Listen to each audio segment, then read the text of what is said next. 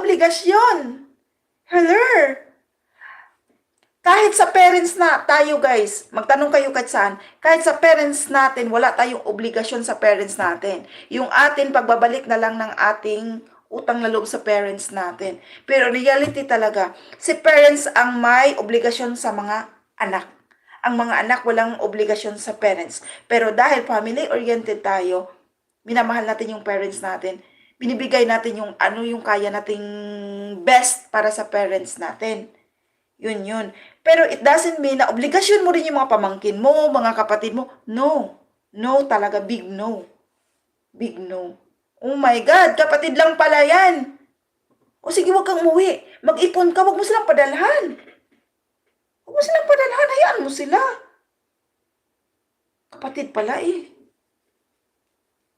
Okay lang kung maliliit pa yung mga kapatid mo, okay pa lang yan. O naaaral pa, okay pa. Pero pag may mga pamilya na, oo. So, ngayong generation natin, baguhin natin yung mentality na yan. Kasi hindi tayo asenso talaga, guys. Hindi talaga asenso. May mga kapatid akong ganyan, guys. Yes, totoo yun. Sasabihin nga nila sa akin na na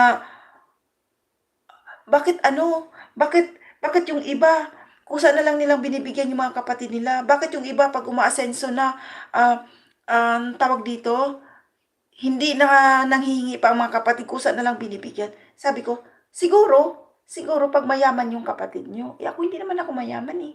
Nagtatrabaho din ako. Sabi kong ganyan. So hindi ko kayang ibigay. Lahat, may kanya-kanya tayong pamilya. Once na nagpamilya ka, panindigan mo, naigapang mo yung pamilya mo. Hindi ka asa sa kapatid mo, sa tita mo, sa parents mo. Panindigan mo. Nag-asawa ka, natuto kang gumawa ng anak. Natuto ka magpamilya, panindigan mong buhayin ang pamilya mo. Huwag kang umasa kahit kanino, kahit pa sa kapatid mo, kahit sa anak mo, sa magulang mo. Panindigan mo yung pamilyang binuo mo. Marunong ka nang gumawa ng bata, ang sarap-sarap, tapos ngayon, ang magpapakahirap, ibang tao, pamilya mo, kapatid mo. Uy, bakit? Nung nagpakasarap pa yung dalawa, nanawag ka, halika dito, masarap dito, tulungan mo kami. Ganon? Hello lang. Ay,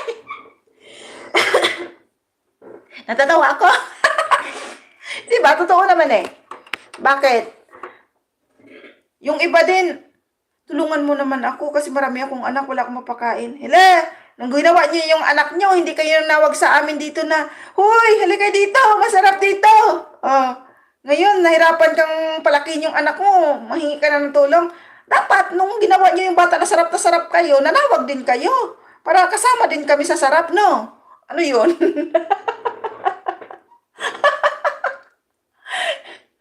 Ay, ayun lang. Ikaw na may problema niyan.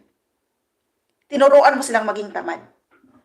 Okay lang nga yun, sabi ko nga sa iyo, okay lang yun kung ang mga kapatid mo is nag-aaral pa na hindi pa talaga nila kaya. Pero kung may mga pamilya na sila, tinuruan mo silang maging tamad at tinuruan mo silang nakadepende sa iyo, ikaw na may problema niyan. Sa totoo lang. Ah. Kailangan mag-ipon tayo sa ating pagtanda. True. Kung kaya mo magbayad ngayon ng SSS, pag-ibig, magbayad ka na para sa pension age mo, may madukot ka kahit na lang may pension ka na 3,000, malaking bagay na yun guys. Magtanim ka ng mga kamuti dyan sa paligid-paligid, sibuyas, ayan, kamatis para may magulay-gulay ka. Magtanim ka ng mga gulay-gulay dyan. Tapos may pension ka ng ganyan, pabili mo ng bigas, pabili mo ng gamot, pabayad mo ko ng kuryente, ganyan, tipid-tipid. Ganun yun. Ate Dels, may kalab shoutout, maraming salamat. Oh, sermonan tong aming live ngayon eh. Good afternoon. Yes, Attorney Les, ha. Oy, nila, ikaw na may problema pala pag ganyan. Kung hindi mo sila kayang tingnan. Ang tanong, hindi ka ba nila kayang tingnan na nahihirapan ka? Ayaw ka nga lang pauwiin eh. Ibig sabihin, wala silang pang-alam sa'yo. Dilat ang mata, dilat. Oh. Hindi ka nila nga pauwiin dahil malakas ka pa. Ibig sabihin nun, kailangan ka nila dahil nagagatasan ka nila. Ngayon, ikaw naman nagpapagatas ka. Ano ka, kalabaw na panay pasuso na lang ng mga inakay. Inakay, betawat kan. Sorry guys. Ang bastos ng pasuso.